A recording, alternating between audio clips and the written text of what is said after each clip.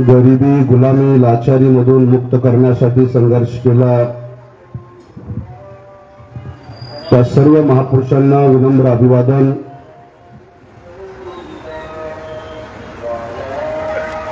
संबोधी सामाजिक प्रतिष्ठान यांच्या माध्यमातून आयोजित आजच्या या प्रजासत्ताक दिनाच्या कार्यक्रमाला प्रामुख्याने उपस्थित या प्रतिष्ठानचे अध्यक्ष संबोधी कांबळेजी, ज्यांनी माझ्या अगोदर भारतीय संविधानाच्या प्रजासत्ताक दिनाच्या बद्दल आपले मत आणि भूमिका मांडल्या, ते झाडेजी, बुद्धभूषण कांबळेजी, माझ्या सहकारी योगिनीताई पगारे, माझे जुने सहकारी आकाश आनित्य. मला या गोष्टीची कल्पना आहे की आपल्या सर्वांना काही ऐकायचं म्हटलं की माणसांच्या डोक्यामध्ये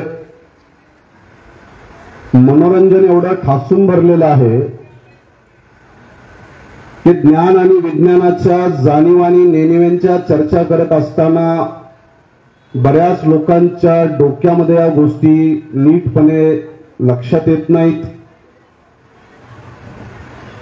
मला याही गोष्टीची कल्पना आहे की आपण गोवंडी सारख्या मानखुर्द, शिवाजीनगर, घाटकोपर, विक्रोळी या पूर्ण डम्पिंगच्या विळख्यामध्ये अत्यंत घाणेरड्या जीव घेण्या प्रक्रियेमध्ये आपण अडकलेली माणसं आहोत. जेव्हा आपण संविधानावर बोलणार आहोत तर अनेक लोकांना याचं भान नसतं, याचं आकलन नसतं. मी आज भाषण करण्याच्या बाबतीमध्ये महाराष्ट्रात सर्वत्र भाषण खूप जोरदार चालू आहेत, पण लोकांच्या मूलभूत जगण्याच्या अधिकारामध्ये आजही प्रचंड मोठ्या प्रमाणात माणसं मरत असताना आपल्याला पाहायला मिळत आहे. आणि त्यामध्ये आज गोवंडीमध्ये आल्याच्या नंतर मी रोज टीव्हीवर बातम्या पाहतो की गोवंडीतली हवा ही महाराष्ट्रातली, मुंबईमधली सर्वात जीवघेणी हवा इथली झालेली आहे, ज्याला AQI म्हटलं जातं. या गोवंडीतला AQI हा माणसांना टीबी, अस्थमा आणि वेगवेगळ्या बिमाऱ्यांनी मारण्यासाठी सर्वात विषारी हवा ही गोवंडी आणि आपल्या परिसरामध्ये झालेली आहे. पूर्ण मुंबईमध्ये जवळपास 6,757 माणसं फक्त दूषित हवेमुळे मेली आहेत आणि त्यातली 650 माणसं फक्त गोवंडीमधली आहेत. त्यामुळे या गोवंडीमध्ये टीबीनं आणि हवेच्या प्रदूषणामुळे मरणाऱ्या लोकांचा आकडा हा फक्त मी मागच्या 5 वर्षातला आकडा सांगतोय. आणि दुसऱ्या बाजूला आता आपण संविधानावर भाषण करत असताना संविधानातले वेगवेगळे आर्टिकलचा आपण भाषण करतो. Article 21 right to life, right to live. या देशातल्या प्रत्येक माणसाला सन्मानानं जगण्याचा अधिकार मिळालाच पाहिजे. हा आपल्या देशातला फंडामेंटल राईट आहे. मी संबोधी कांबळे यांच्याशी चर्चा करत असताना आणि मला जी सातत्यानं मीडियामधून माहिती मिळते, या भागातल्या शेकडो हजारो लोकांचा खून केला जात आहे. आणि खून करणारी कंपनी दुसऱ्या माणसाची नाही आहे. देशाचे कॅबिनेट मंत्री नितीन गडकरी यांची एक कंपनी आहे, SMS.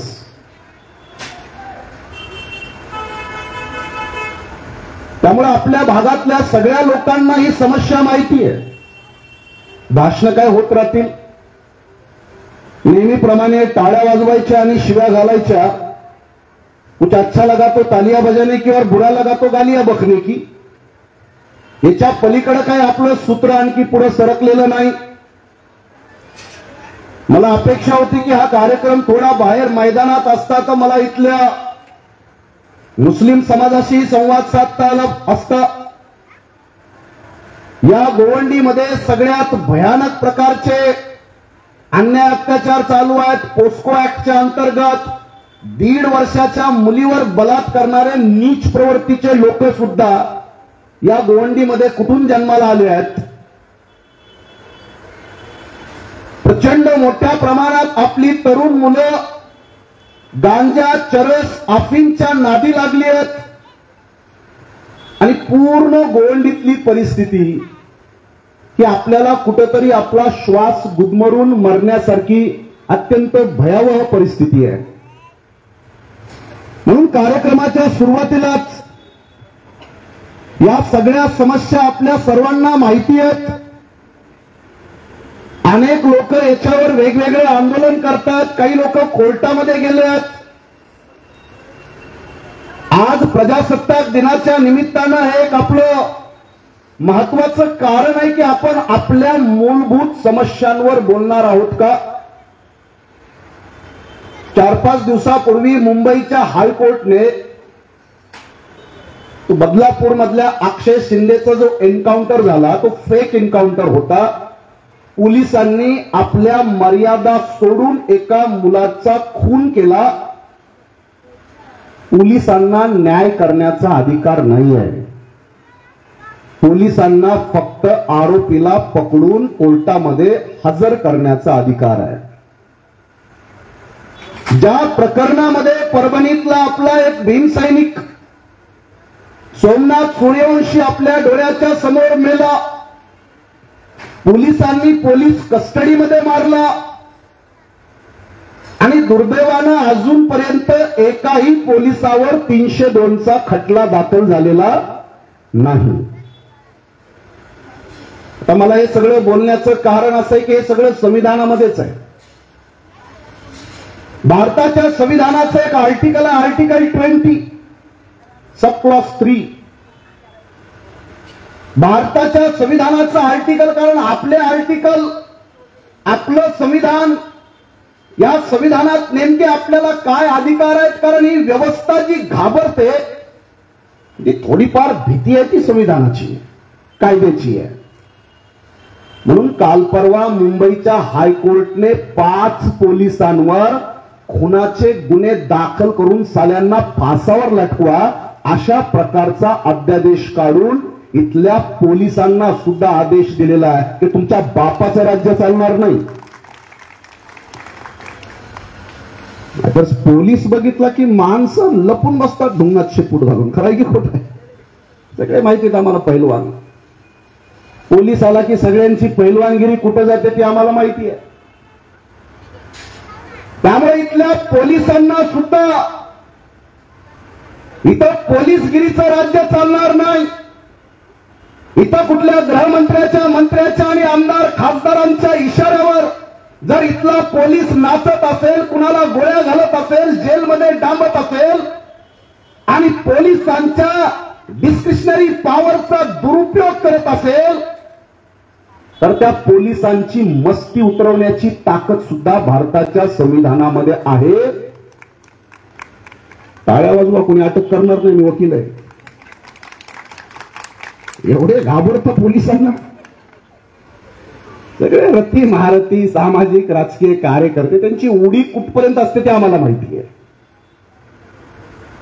त्यामुळे आपल्या सगळ्यांना मला हे सांगणं गरजेचं आहे,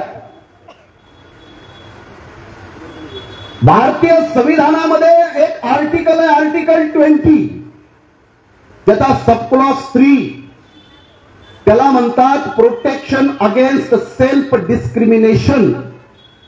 हे लक्षात ठेवा, कुठल्याही माणसाला पोलीस जबरदस्ती त्याला स्वतःच्या विरोधात साक्ष देण्यासाठी भाग पाडू शकत नाही। पोलीस त्याला मारू शकत नाही की तू कबूल कर तू चोरी केली आहेस, तू कबूल कर की तू इथं कुठला तरी अत्याचार केलास, आणि त्याला कबूल करण्यासाठी पोलीस जेव्हा त्याला बेदम मारहाण करते आणि त्या मारहाणीमध्ये जेव्हा शेकडो माणसं मारली जातात, ज्याला कस्टोडियल डेथ म्हणतात, आज महाराष्ट्रामध्ये सर्रासपणे इथले राजकीय नेते आणि पुढारी, कारण नेत्यानं ते काम केलं तर त्याच्यावर गुन्हा दाखल होतो ना, 302 307. त्यामुळे इथल्या राजकारण्यांनी एक चांगला मार्ग शोध दिलाय की माणूस मारायचा पोलिसाच्या हातून मारायचा. ही महाराष्ट्रातल्या देशातल्या राजकारणाचा भयानक पिक्चर मी आपल्या पुढे मांडतो. भारताच्या संविधानामध्ये त्याच्या तरतुदी आहेत आणि कदाचित अनेक पोलिसांना हे माहीत नसतं. पोलीस मंडळी इथल्या कुठल्या तरी मंत्र्याच्या, आमदार, खासदाराच्या आदेशाला बळी पडून, आताही तुम्हाला हेच मला सांगायचं आहे की गोवंडीतले अनेक लोक अनेक प्रकारचे आंदोलन करत आहेत, पण त्यांना न्याय मिळेल की नाही. या गोवंडीमध्ये प्रचंड मोठ्या प्रमाणात गुन्हेगारी वाढलेली आहे. गुन्हेगारी कोणाच्या आशीर्वादाने वाढली आहे याची चांगली कल्पना आमच्यासारख्या वकिली क्षेत्रात काम करणाऱ्या लोकांना आहे. म्हणून आपल्या सर्वांना मला सुरुवातीलाच हे सांगणं गरजेचं आहे, भाषण आपले होतील, पण संविधानाची अंमलबजावणी करण्यासाठी आपली पात्रता आहे का. संविधान तो अच्छा है मगर चलाने वाला मनु का बच्चा है. काय करणार तुम्ही. नुसते हातभर भाषण करायची सवय लागली आहे महाराष्ट्रातल्या लोकांना संविधानावर, पण संविधान चालवण्याची आपली लायकी आहे का. संविधान काय तुमच्या गोवंडीच्या कुठल्या तरी टपरीवर, हॉटेलवर बसून गोवा गुटखा खर्रा खाऊन पिचकारा मारत मारत बाबासमोर भाषण केल्याने चालणार आहे का. कोण चालवणार संविधान. संविधान चालवण्याचा अधिकार या देशाच्या संसदेला दिलेला आहे. खासदार लोक संविधान चालवायचं की नाही चालवायचं ते ठरवतात, आमदार ठरवतात. बीडमध्ये संतोष देशमुख नावाच्या सरपंचाचा खून झाला. 1-2 आमदार पूर्ण विधानसभेमध्ये धिंगाणा घालतायत, तेव्हा ते सगळे आरोपी पकडण्याची मोहीम सुरू आहे. जर आमदारांनी धिंगाणा घातला नसता तर आरोपी पकडले असते का. तुमच्याकडे कोणी आमदार नाहीये ना. या महाराष्ट्रात दिवसा ढवळ्या एका माणसाने दुसऱ्या माणसाचा जर खून केला तर याला माणसानं माणसाचा खून केला असं आपण म्हणतो, पण संतोष सूर्यवंशीचा खून हा माणसानं केलेला नाही. संतोष सूर्यवंशीचा खून हा सरकारनं केलेला आहे. कुणी केलाय खून. स्टेट. पोलीस म्हणजे कोण आहे. पोलीस म्हणजे स्टेट आहे. पोलीस म्हणजे सरकार आहे. सरकार कोणाचं, स्टेट कोणाचं, गृहमंत्री कोण आहे, मुख्यमंत्री कोण आहे. कोणी आदेश दिले तुम्हाला कॉम्बिंग ऑपरेशन करण्याचे. कोणी आदेश दिले तुम्हाला त्याला बेदरम जनावरासारखं मारण्याचे. ही सरकारनं केलेली हत्या आहे. मी काय बोलतोय लक्षात येते तुम्हाला. आणि सरकारनं केलेला खून हा माणसानं माणसाचा केलेल्या खुनापेक्षा जास्त भयानक अपराध आहे. कस्टडीचा अर्थ काय. सुरक्षित कारणासाठी काळजीपोटी एखाद्या माणसाला बंदिस्त करणं म्हणजे कस्टडी. कशासाठी कस्टडी आहे. सुरक्षेसाठी कस्टडी आहे.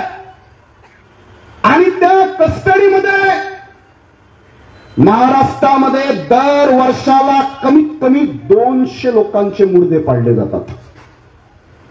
पोलीस कस्टडी, मॅजिस्ट्रेट कस्टडी, दोन्ही कस्टड्या मिळून. आज भारताच्या संविधानावर भाषण करत असताना, त्याची मांडणी करत असताना काही लोक जात्यामध्ये आहेत तर काही लोक सुपामध्ये आहेत. हे चक्र तुमच्या घरावर फिरलेलं नाही. माणसांचे खून होतात आणि साधी त्याची FIR पोलीस स्टेशनला कुणी घेत नाही, तेव्हा त्याला कळतं. त्याच्या घरामध्ये बलात्कार होतात, चोऱ्या होतात, मारामाऱ्या होतात. त्याला दिवसा ढवळ्या कुणीतरी आई बहिणीवर शिव्या देतं, काहीतरी अकृत्य करतं आणि त्याची कुणी फिर्याद घ्यायला तयार नाही. भीती नाहीये. म्हणून मी आपल्याला फार जबाबदारीनं काही महत्वाच्या बाबी आपल्या समोर मांडण्यासाठी उभा आहे. 2 वर्षापूर्वी महाराष्ट्राचा एक मंत्री आहे चंद्रकांत पाटील, कॅबिनेट मंत्री. या चंद्रकांत पाटलांनी बाबासाहेब आंबेडकरांचा अपमान करणारा शब्द वापरला आणि पिंपरी चिंचवड मधल्या तरुण मुलांनी त्यांच्या तोंडावर काळी शाई फेकून त्यांचा निषेध केला. शाई फेकली. आपल्या 3 मुलांवर 307चे गुन्हे दाखल केले, हाफ मर्डर. शाई फेकली. या तिन्ही मुलांना 2 दिवसामध्ये 307 मधून बाहेर काढणाऱ्या वकिलांपैकी मी आहे. आम्ही 2 दिवसात गुडघ्यावर आणतो कॅबिनेट मंत्र्यांना, कोणी असो. इथल्या व्यवस्थेला झुकवायचं कसं? ही व्यवस्था फक्त भाषण करून झुकली असती तर मला त्याचा आनंद झाला असता. सोमनाथ सूर्यवंशी हा वडार समाजातला भीमसैनिक आहे. इथं बसलेले काही बौद्ध असतील, मुस्लिम असतील, ओबीसी असतील, कोण कुठल्या जातीत जन्माला आलं मला माहित नाही. पण अनेक लोकांना वाटतं की बाबासाहेब म्हणजे माझी मक्तेदारी. संतोष सोमनाथ सूर्यवंशी हा आपल्या समोर आदर्श आहे. वडार समाजातली मुलं सुद्धा बाबासाहेबासाठी आपल्या जीवाचं बलिदान देतात, हे पहिले नीटपणे समजून घ्या. बाबासाहेब आंबेडकर कुठल्या एका जातीची, कुठल्या एका धर्माची मक्तेदारी नाही. बाबासाहेबांच्या संविधानाचं शिल्प तोडलं म्हणून त्याचा निषेध करण्यासाठी एक वडार समाजाचा मुलगा मैदानात येतो आणि इथल्या पोलिसांना रस्त्यावर उतरून जाब विचारतो आणि त्या मुलाचा पोलीस अशा पद्धतीनं खून करतात. ही लाज वाटली पाहिजे. महाराष्ट्राचे मुख्यमंत्री विधानसभेमध्ये उभं राहून काय म्हणतात? श्वसनाच्या विकारानं दमा असल्यामुळे सोमनाथ सूर्यवंशी वारला. महाराष्ट्राच्या मुख्यमंत्री आणि गृहमंत्री अरे त्या मुलाच्या अंगावर असंख्य हल्ले, प्रचंड बेदम मारहाण, आणि मुख्यमंत्री सांगतात त्यांना पोलिसांनी मारलं नाही. तुमच्यातले काही लोक जर तुमच्यावर कधी पोलीस स्टेशन मध्ये, कोर्टामध्ये जाण्याची वेळ आली असेल तर कोर्टामध्ये गेल्यास कोणताही जज दुसरं काहीही विचारत नाही. जज फक्त एकच शब्द विचारतो, पोलिसाबद्दल तुमची तक्रार आहे का? बरोबर ना? हा कोणी करायला कळू द्या लोकांना. जे गेले नाहीत कधी कोर्टात त्यांना काय माहिती कायदा कसा चालतो. काय विचारतो जज? तू कोण आहेस, कुठून आलास, तू असं केलं होतं का, असं नाही विचारत. पहिला प्रश्न काय? तुझी पोलिसांच्या विरोधात तक्रार आहे का? आणि ज्या मुलाला तुम्ही इतकं भयंकर मारलंय आणि पोलीस त्यांना यासाठी अजून मारतात की माझ्या विरोधात जर बोललं असतं तुला मारू नसतं.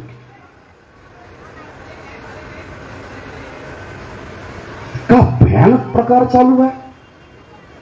म्हणून आपल्या सर्वांना माझी विनंती आहे, कदाचित पोलीस मंडळींना माहित नसेल, आम्ही जाहीर त्यांना आव्हान करतो की पोलिसांनी हुकुमशाहीनं वागू नये, नाहीतर पोलिसांना सुद्धा आयुष्यभर जन्मठेपेत कोंबण्याची ताकद आंबेडकरी चळवळीमध्ये आहे. हे आपल्याला मी पहिल्यांदा सांगतो, कोणाला घाबरण्याची गरज नाही. ठीक आहे, त्यांच्या हातात पिस्टल आहे, त्यांच्या हातात पॉवर आहे, ते त्यावेळेला काय करायचं करू शकतात. सलमान खाननं कसं मारलं होतं हरणाला? मोठा नकरा अंगात आहे सलमान खान, काही साधा नेता नाही आपलं, ते काय अभिनेता. मारलं हरणाला. 7,000 कोटीचा मालक आहे. आता त्या हरणाला मारलं म्हणून त्या बिश्नोईनं धमकी दिली की तो बाहेरच नाही, घराच्या बाहेर सुद्धा निघत नाही. निघतं का? हरण मेलं. पण सलमान खानला 3 वर्ष जेल झालेली आहे. माणसं मारल्यासाठी नाही, हरण मारण्यासाठी. त्या मेलेल्या हरणाची सुद्धा लढाई लढणारा एकमेव नेता आहे बाबासाहेब आंबेडकर. हे पहिल्यांदा समजून घ्या. आपल्या देशात खूप कायदे आहेत. झाडाचा कायदा आहे, मातीचा कायदा आहे, वाळूचा कायदा आहे, जंगलाचा कायदा आहे, वन्यजीव संरक्षण कायदा.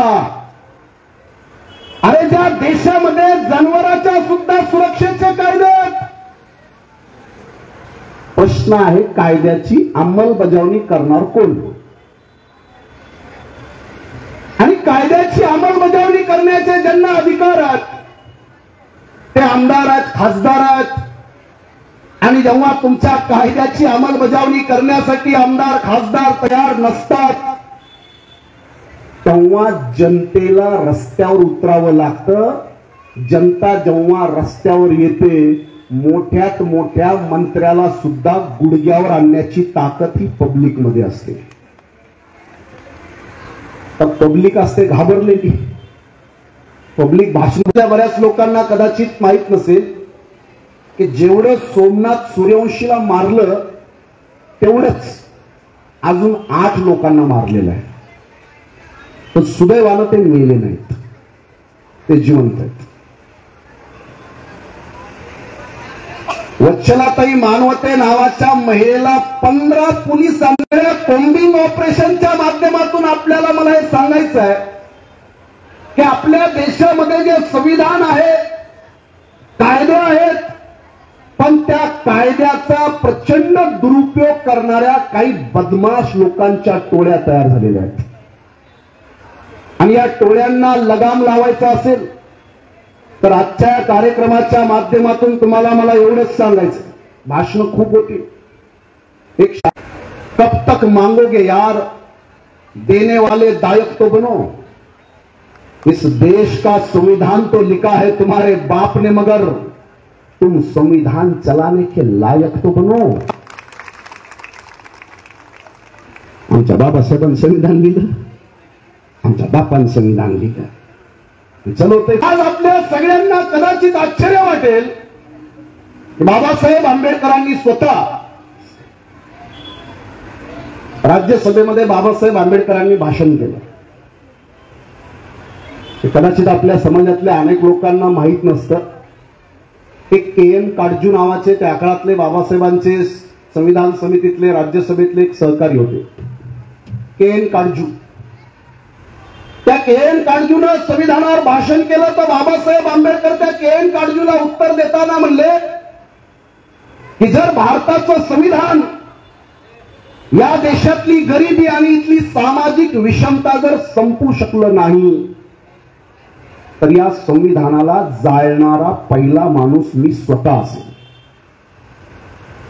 आपल्या बऱ्याच लोकांना माहिती नाही की के.एन. काटजूला उत्तर देताना बाबासाहेब आंबेडकर संविधान समितीच्या आणि राज्यसभेच्या मध्येच बोलले. काय बोलले? जर इथली गरिबी आणि सामाजिक विषमता जर संविधान संपू शकलं नाही मी पहिल्यांदा जायला तयार आहे. आता बाबासाहेबांनी भाषण करून वर्ष 2 वर्ष निघून गेले. 2 वर्षानंतर राज्यसभेतला दुसरा एक खासदार होता पंजाब मधला, अनुप कुमार नावाचा. त्या अनुप कुमार नावाच्या खासदारानं बाबासाहेबाला परत डिवचलं. आणि तो अनुप कुमार बाबासाहेब आंबेडकरांना म्हटलं की बाबासाहेब 2 वर्षापूर्वी तुम्ही असं भाषण केलं होतं संविधानाला जाळून टाकण्याचं, त्याचं काय झालं? आता आपली अनेक माणसं जी आहेत ते बाबासाहेबांच्या संविधानाच्या डिबेट वाचत नाहीत, संविधान समितीतलं भांडण वाचत नाहीत. त्या अनुप कुमारला उत्तर देताना बाबासाहेब म्हटले, हो मी बोललो होतो, या देशाच्या संसदेचं निर्माण मी चांगल्या देव माणसांना बसवण्यासाठी केलं, पण या देशाच्या संसदेवर राक्षसांनी ताबा मारलेला आहे आणि हे देश राक्षसांच्या ताब्यात गेलाय. बाबासाहेब आंबेडकरांना बोलावं लागलं. म्हणून आज जी माणसं बाबासाहेब आंबेडकरांना नीटपणे आजही समजून घ्यायला तयार नाहीत त्या लोकांना मला हे सांगणं गरजेचं आहे की बाबासाहेब आंबेडकरांनी या देशाला संविधान समर्पित करताना 25 नोव्हेंबरला जे भाषण केलं ते पूर्ण जगामध्ये पसरलं. खास करून आफ्रिकाचा राष्ट्राध्यक्ष टोबॅको नॅबिकी यानं आफ्रिकेमध्ये बाबासाहेब आंबेडकरांच्या भाषणाचा उल्लेख केला. बाबासाहेब आंबेडकर या देशाच्या संविधान समितीच्या ड्राफ्टिंग कमिटीचे अध्यक्ष बनावे. तुम्हाला आश्चर्य वाटेल, याची विनंती कोणी केली असेल? आपल्यातल्या अनेक लोकांना माहित नाही, कारण आपण सगळे फुकटे आहेत. आपण फुकट खातो. आपण काल सैफ अली खानवर हल्ला झाला ना, बांगलादेशीनं हल्ला केला असा एक शोध पुढे आला. बांगलादेशी ऐकली ना बातमी? बांगलादेश. बाबासाहेब आंबेडकर बांगलादेशमधून संविधान समितीच्या निवडणुकीला जिंकलेले आहेत. महाराष्ट्रातून नाही. कुठून जिंकले आहेत? बांगलादेश. बाबासाहेब आंबेडकरांनी संविधान लिहिलं. त्या संविधानाचे आपण करोडो लोक फुकटामध्ये त्याचा स्वाद घेतो, त्याचा उपभोग करतो. पण बाबासाहेब आंबेडकर संविधान समितीवर पोहोचले ते बांगलादेशमधून. खुलना, फरीदपूर, जैसोर, बोरीशान हे 4 जिल्ह्यात बाबासाहेब आंबेडकरांचा मतदारसंघ. जसा हा अबू आझमींचा मतदारसंघ म्हणून ओळखला जातो, तसा बाबासाहेब आंबेडकरांचा मतदारसंघ कुठं आहे? बांगलादेशमध्ये. बांगलादेशमधून बाबासाहेब आंबेडकर निवडणूक लढतात आणि जिंकतात. बाबासाहेब आंबेडकरांना हरवण्यासाठी मैदानात कोण? निवडणूक झाली म्हणजे बाबासाहेबांचा प्रतिस्पर्धी असेल ना, माहितीये लोकांना. आगे बढ़ो जिंदाबाद, जब तक सूरज चांद रहेगा. ही 2025 मधली परिस्थिती आहे. संविधानावर भाषण करत असताना किमान आपल्याला याचं भान असलं पाहिजे. बाबासाहेब आंबेडकरांना पश्चिम बंगालमधून निवडणूक लढवण्यासाठी, आता तो बांगलादेश झाला, त्याला पहिले पूर्व पाकिस्तान म्हटलं जायचं, एक पश्चिम पाकिस्तान. बाबासाहेबाला फोन करणारा पहिला माणूस जोगेंद्रनाथ मंडल, नमशूद्र समाजाचे. आणि दुसरा फोन बाबासाहेबाला केला तो फजलुर हक या मुस्लिम लीगच्या नेत्यानं. बाबासाहेब तुम्ही आमच्या पश्चिम बंगालमध्ये या, पूर्व पाकिस्तानमध्ये या. तो नंतर पूर्व पाकिस्तान झाला. बाबासाहेब आंबेडकर निवडणूक लढायला गेले. बाबासाहेबाच्या विरोधात निवडणूक लढली. तो लढणारा माणूस हा सुभाषचंद्र बोसचा सक्का मोठा भाऊ शरदचंद्र बोस. हा बाबासाहेबांचा अपोनंट कॅन्डिडेट आहे, बाबासाहेबांच्या विरोधातला कॅन्डिडेट आहे. आणि त्या कॅन्डिडेटला सगळ्या नेत्यांचा आणि सगळ्या पक्षांचा पाठिंबा, खास करून त्या काळचे गृहमंत्री सरदार वल्लभ पटेल यांचा पाठिंबा. आता गृहमंत्री किती ताकदवर असतो ते अमित शहाला बघून तुम्हाला समजत असेल. सगळे सलाम करतात ना झुकून. आता आजचा जसा अमित शहा आहे तसा त्या काळातला गृहमंत्री सरदार वल्लभभाई पटेल. भारताचा गृहमंत्र्यानं राज्यसभेत भाषण केलंय की डॉक्टर आंबेडकर यांना संविधान समितीची दरवाजे नाही तर आम्ही खिडक्या सुद्धा बंद केल्या आहेत. आम्ही डॉक्टर आंबेडकरांना संविधान समितीत घुसू देणार नाही. कुणाचं भाषण आहे?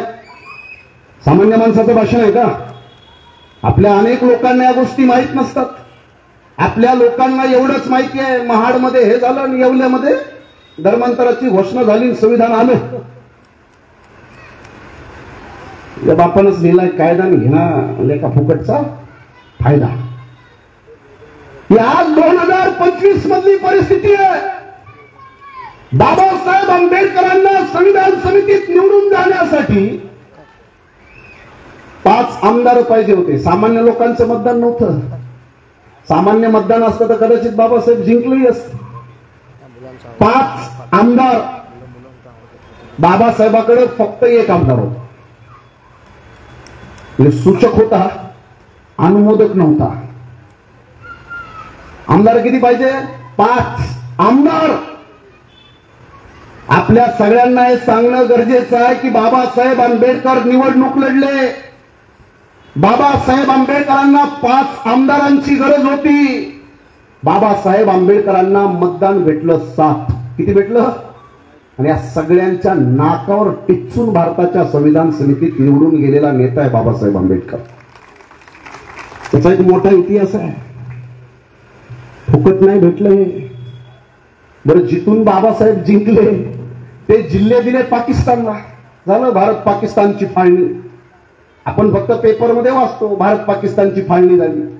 अरे जेव्हा फाळणी झाली त्या फाळणीमध्ये बाबासाहेबांचा मतदारसंघ पाकिस्तानला गेला आणि या देशाचे पहिले प्रधानमंत्री पंडित नेहरू यांनी बाबासाहेबांना पत्र लिहिले की पाकिस्तानच्या लाहोरच्या रेस्ट हाऊसला तुमच्या राहण्या खाण्याची व्यवस्था केलेली आहे. आता तुमचा मतदारसंघ पाकिस्तानमध्ये गेलेला आहे, त्यामुळे डॉक्टर आंबेडकर तुम्ही आता पाकिस्तानच्या घटना समितीचे सदस्य झाले आहात. तुम्हाला पाकिस्तानची घटना लिहिण्यासाठी हार्दिक शुभेच्छा. कुणाचं पत्र आहे?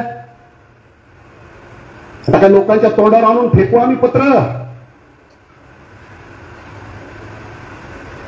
अरे बाबासाहेब आंबेडकर जिंकतात ज्या मतदारसंघात जिंकले तो मतदारसंघ पूर्व पाकिस्तानला देणारे कोण आहेत? आपल्या लोकांना असं वाटतं की सगळं सहज झालं का, फुकट झालंय.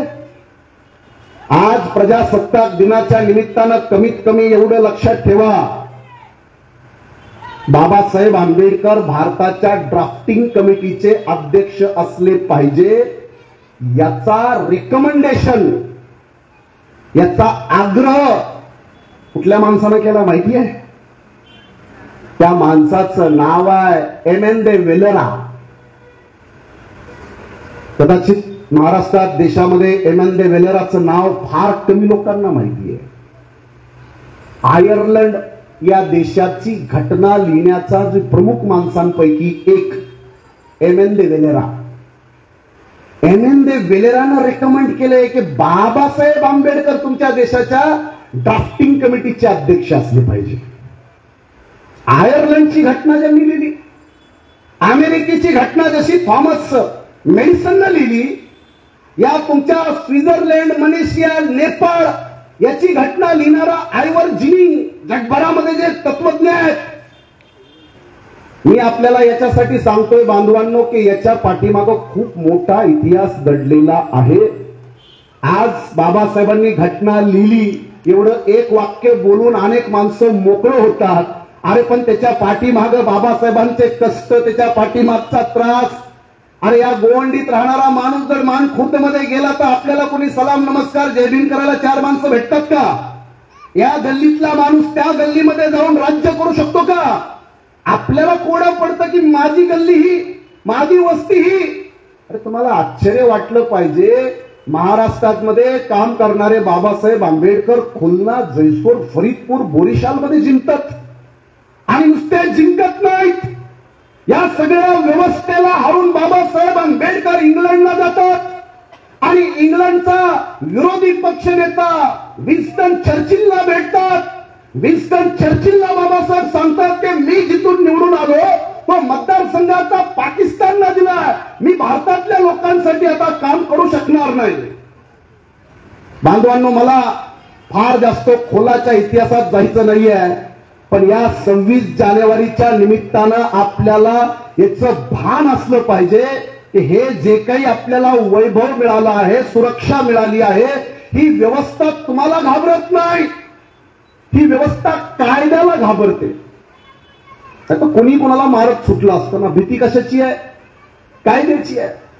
इथल्या गरीब लोकांना इथं बेदम मारहाण होतच राहिल्या असत्या. आज भारताच्या संविधानातल्या अनेक बाबींवर मी बोलण्यासाठी माझी तशी इच्छा नाहीये, मी मोजक्या बाबींवर आपल्या पुढे बोलतोय. ते कायद्यामध्ये सगळ्या तरतुदी आहेत. प्रश्न आहे कायद्याच्या अंमलबजावणीचा. ही अंमलबजावणी करण्याचा अधिकार आपल्याला आहे का? जर देशाच्या संविधानाची अंमलबजावणी करायची असेल तर तुम्ही अशात बघत असाल की सुप्रीम कोर्ट नावाची एक संस्था आहे. त्या सुप्रीम कोर्टला ते अधिकार आहेत. सुप्रीम कोर्टाला काय म्हटलं जातं? Interpretation of Indian constitution. भारताच्या संविधानानुसार काय योग्य आहे आणि काय अयोग्य आहे हे कोण सांगतं? Supreme court. गेल्या वर्षी तुम्ही पाहिलं असेल सुप्रीम कोर्टचा निकाल आला. कोणती शिवसेना असली, कोणती शिवसेना नकली. तुम्ही बघितलं असेल, हा पण गट पेढे वाटत होता आणि तो पण गट पेढे वाटत होता. वाटारे पेढे. दोन्ही गट पेढे वाटवले की नाही? कोणती राष्ट्रवादी खरी, कोणती राष्ट्रवादी खोटी, दोन्ही गट पेढे वाटतात. असं कसं काय सुप्रीम कोर्टाचा निकाल आहे? तुम्हाला ऐकून आश्चर्य वाटेल की राम मंदिर बनलं पाहिजे याचा निकाल देणारा जस्टिस रंजन गोगोई रिटायर झाल्याबरोबर त्याला राज्यसभेचं खासदार बनवण्यात आलं. ट्रिपल तलाक, डिमोनिटायझेशन याचा निकाल देणारा जस्टिस अब्दुल नजीर जसा रिटायर झाला आंध्र प्रदेशचा राज्यपाल. आणि म्हणून बाबासाहेब आंबेडकरांनी संविधानामध्ये एक आर्टिकल बनवलेला आहे, आर्टिकल 124, ज्याच्यामध्ये बाबासाहेब आंबेडकर म्हणतात की देशाच्या सर्वोच्च न्यायालयाचा न्यायाधीश सुद्धा माणूस आहे, देव नाही. सर्वोच्च न्यायालयाचा न्यायाधीश सुद्धा माणूस आहे. त्याच्याही डोक्यामध्ये जातीचं आणि धर्माचं विष असू शकतं. हा न्यायाधीश सुद्धा चुकीचं आणि खोटं वागू शकतो. म्हणून आपल्या देशाच्या संविधानामध्ये एक इम्पिचमेंट नावाची प्रोव्हिजन आहे, महाभियोग. सर्वोच्च न्यायालयाच्या न्यायाधीशाची सुद्धा हकालपट्टी करण्याचा अधिकार देशाच्या संसदेला बाबासाहेब आंबेडकरांनी दिला. बांधवांनो, मला या गोष्टीची कल्पना आहे की सगळ्याच बाजूनं संविधानाचं एक वेगळं महत्व आहे, पण मोठी अडचण अशी आहे की याच्या अंमलबजावणीसाठी जर आपल्याकडे आमदार खासदारांची ताकद नसेल तर पब्लिक, जनता, ही जनता जर ताकदीनं मैदानात उतरली. आता मनोज जरांगे पाटील किती लोकांनी बघितलंय त्यांना? 40 किलोचं व्यक्तिमत्व आहे. किती किलो आहे? कधी 42 होईल, कधी 38 होईल. पण मुख्यमंत्री जातो त्यांच्याकडे ज्यूस घेऊन, पेरे बाबा तुझ्या पाया पडतो. जातात की नाही? का? पब्लिक. माणूस किती किलोचा आहे त्याला महत्व नाही. तुमच्याकडे असतील माणसं 80 किलोचे, 100 किलोचे, 150 किलोचे.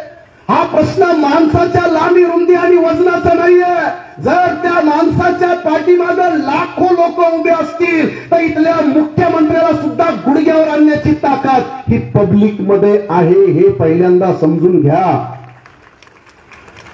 अनेक लोक आम्हाला म्हणतात तुमचे आमदार नाही, तुमचे खासदार नाही, तुमचं कसं होणार? आता ठीक आहे बाबा, झाले पाहिजे, आम्हालाही मान्य आहे.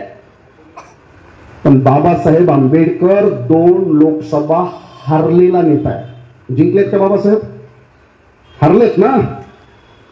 एका बाजूला 2 लोकसभेच्या निवडणूक लढणारे आणि दोन्ही निवडणूक हरलेले बाबासाहेब आंबेडकर आहेत.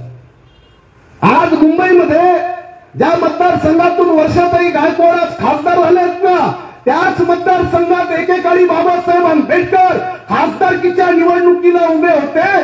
तिथं बाबासाहेब आंबेडकरांना नारायण कोजरोळकरला उभं करून पडले बाबासाहेब. 9,000 मताचा फरक. भंडाऱ्यामध्ये बाबासाहेब आंबेडकर उभे होते. बाबासाहेबांच्या विरोधात त्यांच्या जातीचा नामदेव अर्जुन बोरकर उभा केला आणि 12-14 हजाराच्या फरकानं बाबासाहेबांना पाडलं. आणि मस्त राक्षसी आनंद घेत होते सगळे माणसं. कसं पाडलं? या देशात 10 लोकसभा निवडणूक जिंकलेला एक नेता आहे, अटल बिहारी वाजपेयी. किती निवडणूक? 10. आणि 8 लोकसभेच्या निवडणूक जिंकलेले बाबू जगजीवन राम. मी या जाहीर सभेच्या माध्यमातून तुम्हाला खासून सांगतोय की 10 लोकसभेच्या निवडणूक जिंकलेल्या अटल बिहारी वाजपेयीनं हा देश बदललेला नाही. 2 लोकसभेच्या निवडणुका हारलेल्या बाबासाहेब आंबेडकरांनी देश बदललाय. त्यामुळे तुमच्या डोक्यातलं हरण्यात जिंकण्याचं समीकरण जरा बाजूला ठेवा. हरलेला माणूस देश बदलतो, करोड लोकांना मुक्त करतो, या दलदलीतून मुक्त करतो. आणि बाबासाहेब आंबेडकरांना हे बोलावं लागतं. बाबासाहेबांनी काय भीती व्यक्त केली माहिती आहे? बाबासाहेबांनी भीती व्यक्त केली what will be the future of Indian democracy, हे त्यांच्या भाषणाचं टायटल आहे. या देशाला संविधान समर्पित करताना डॉक्टर राजेंद्र प्रसाद यांच्या हातामध्ये ते संविधान देताना जे बाबासाहेब आंबेडकरांनी ऐतिहासिक भाषण केलं, त्या भाषणाचं टायटल काय? What will be the future of Indian democracy.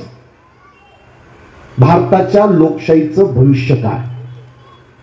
Babasaheb म्हणले भारताच्या लोकशाहीचं आणि संविधानाचं भविष्य हे भारतातील लोक आणि भारतातील राजकीय पक्ष यांच्या वागण्यावर अवलंबून आहे. कुणावर अवलंबून आहे? All the political parties and the people of India, या दोन लोकांच्या वागणुकीवर अवलंबून आहे. आणि मला भीती आहे की भारतात लोकशाहीच्या जाग्यावर हुकुमशाही येण्याची जास्त भीती आहे. ही एक भीती बाबासाहेबांनी व्यक्त केली त्याच भाषणात. आणि दुसरी भीती बाबासाहेब म्हटले की कदाचित असंही होऊ शकतं की लोकशाही नावाला राहील पण व्यवहारात मात्र हुकुमशाही असेल. हे 25 नोव्हेंबर 1949चं भाषण आहे आणि आज परिस्थिती तीच आहे. लोकशाही नावाला आहे, व्यवहारामध्ये प्रत्येक गावात, प्रत्येक वस्तीत, प्रत्येक परिसरात त्या त्या भागातला कुठला तरी एखादा गुंड, मवाली, ताकदवर नेता, अभिनेता, उद्योगपती तिथल्या लोकांवर राज्य करतो आणि लोक सुद्धा दहशतीमध्ये मान्य करतात. जे चाललंय ते चालू द्या, कुठं कुणाच्या नादी लागा. व्यवहारामध्ये माणसं घाबरतात. बीडचं प्रकरण संतोष देशमुखचं तुमच्या डोळ्याच्या पुढचं आहे. परभणीचं प्रकरण तुमच्या डोळ्याच्या पुढे आहे. अरे मेडिकलचा रिपोर्ट येतो, पोस्टमॉर्टमचा रिपोर्ट येतो आणि सोमनाथ सूर्यवंशी हा पोलिसांच्या मारहाणीतच त्याचा मृत्यू झालाय. हा पोस्टमॉर्टमचा मेडिकल रिपोर्ट आल्यानंतर सुद्धा त्यातल्या एकाही हलकट पोलीस अधिकाऱ्यावर जर 302 दाखल होत नसेल तर हा हुकुमशाहीचा पुरावा आहे. हा मौखिक पुरावा नाही आहे, मेडिकल एव्हिडन्स आहे. म्हणून आपल्या सगळ्यांना माझी विनंती आहे की हे दिसतं तितकं सोपा विषय नाही आहे. जिवंत तर जनावरही जिवंत असतात, पण या गोवंडीमध्ये जी परिस्थिती आहे त्या परिस्थितीचं आम्ही स्पष्टपणे आपल्याला सांगतोय की गोवंडीमध्ये आर्टिकल 21चं व्हायलेशन आहे. राईट टू लाईफ, जे आता कुणीतरी बोलताना सांगितलं की फंडामेंटल राईट आहे. फंडामेंटल राईट आर्टिकल 12 ते 35 मध्ये जे राईट असतात त्याला फंडामेंटल राईट म्हणतात. आणि तुमचा माझा फंडामेंटल राईट काय की मला शुद्ध हवा भेटली पाहिजे. या गोवंडीमध्ये हवेच्या प्युरिफायर मशीन लोकांनी घराघरात लावले आहेत. खरं आहे की खोटं आहे? खरं आहे ना. अनेक घरामध्ये हवाच नाही आहे, पाणी. घाण पाण्यामुळे मलेरिया पासून, डायरिया पासून बेमोत मरणारी माणसं. डायरियानं, मलेरियानं किती माणसं मरतायत माहिती आहे? 12 लाख वर्षाला. मोजा डेड बॉड्या. इथल्या हिंदू मुसलमानांच्या दंगलीमध्ये नाही, भारत पाकिस्तानच्या युद्धामध्ये नाही, या गोवंडीमधून तुम्ही आवाज दिला पाहिजे. अरे टीबी आणि अस्थमानं 700 माणसं या गोवंडीमध्ये मेली आहेत. 700. मी आपल्याला हे जबाबदारीनं सांगतोय की आपल्या भागामध्ये जसं भारताच्या कायद्यामध्ये राईट टू लाईफ आहे, त्याच राईट टू लाईफच्या अंतर्गत एक आयपीसीचं, जुनं आयपीसीचं सेक्शन आहे, आता नवीन बीएनएस मध्ये वेगळं सेक्शन आहे. आयपीसीचं सेक्शन 306. या सेक्शन 306च्या अंतर्गत एखाद्या माणसाला मरण्यासाठी प्रवृत्त करणं. एखादी महिला जाळून घेते आणि सासूवर, सासऱ्यावर, नवऱ्यावर चिठ्ठी लिहून मरते, त्याला आयपीसीचं सेक्शन 306 मध्ये त्याच्यामध्ये 10-10 वर्षाच्या शिक्षेच्या तरतूद आहेत की एखाद्याला मरण्यासाठी, आत्महत्या करण्यासाठी अशी परिस्थिती निर्माण केली की तो मेला पाहिजे. मी तुम्हाला प्रश्न उपस्थित करतोय, हे टीबी आणि अस्थम्यानं मरणारी माणसं ही परिस्थिती निर्माण झाली म्हणून मरतायत ना. जर तुमचं डम्पिंग ग्राउंड नसतं, SMS नसतं, तुमच्या इथल्या वेगवेगळ्या देवनारच्या डेपोमधून होणाऱ्या ज्या वेगवेगळ्या घाणेरड्या कचरा कुंडीमधून इथल्या वेगवेगळ्या कंपन्यांच्या माध्यमातून हे प्रदूषण जर पसरलं नसतं, तर हे जी काही शेकडो हजारो माणसं मेल्याचा RTI मधून जो अधिकार आम्हाला मिळाला आहे, मी हे फार जबाबदारीनं बोलतोय. जर गोवंडी मधली माणसं आता कोर्टात कोण गेले मला माहित नाही, पण जर कोर्टामध्ये आपण लढाई लढत नसाल तर मी काही सूचना आपल्याला देईन. आपण सगळ्यांनी त्या लढाईमध्ये सामील व्हा. या सगळ्या बदमाशांना जेलमध्ये डांबण्याचं काम भारताच्या संविधानाच्या माध्यमातून होऊ शकतं. ही ताकद, या ताकदीला आपण सर्वजण भविष्यामध्ये समजून घेणं गरजेचं आहे.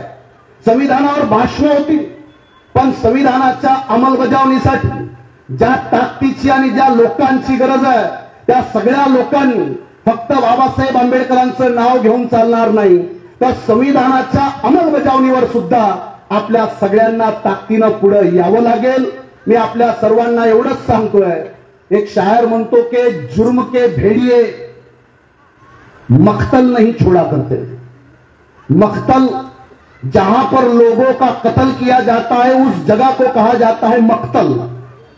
जुर्म के भेड़िए मख्तल नहीं छोड़ा करते. ये वो कीड़े हैं जो दलदल नहीं छोड़ा करते, और सांपों के खौफ से जंगल छोड़ने वालों, ये वो कीड़े हैं जो दलदल नहीं छोड़ा करते.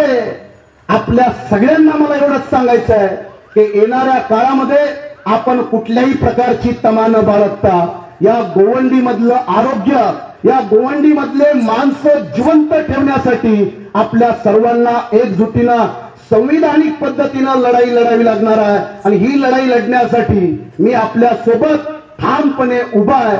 मी कोण आहे, काय करतो, कशा पद्धतीनं काम करतो हे आमच्या काही जबाबदार लोकांना माहिती आहे. मी आज या ठिकाणी ते बोलणार नाही, पण आपल्याला एक ठामपणे सांगतो की या व्यवस्थेला झुकवण्यासाठी फुले शाहू आंबेडकरांच्या विचाराची ताकद आहे. त्या ताकदीच्या माध्यमातून आपण सर्वजण भविष्यामध्ये काम करूया आणि संविधान लागू करण्यासाठी आपण सर्वजण भविष्यामध्ये एकत्र येऊया. एवढं आजच्या निमित्तानं आपल्या सर्वांच्या समोर मांडतो. आणि आपण सर्वजण आज भारतीय संविधान लागू करण्याची शपथ घेऊया.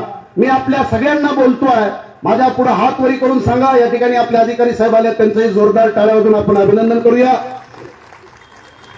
एक भीमराव अल्लीपुरी नावाचा शायर म्हणतो कि बातें जुबा से वफा और ईमान की करो और इज्जत हमेशा किसी के ज्ञान की करो.